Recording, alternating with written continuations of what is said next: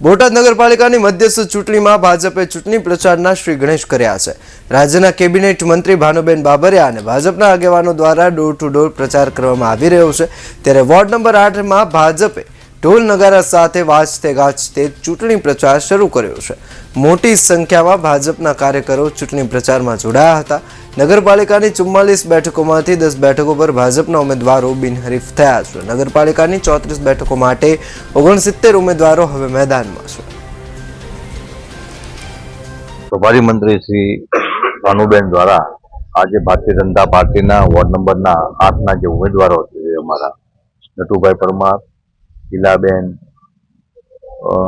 રવજીભાઈ છે, ત્યારબાદ શીતલબેન છે, તે લોકોના ચૂંટણી પ્રચારની આજથી ભારતીય જનતા પાર્ટીની શરૂઆત થઈ છે। ત્યારે બોટાદની જનતા હંમેશા ભારતીય જનતા પાર્ટીની સાથે રહી છે।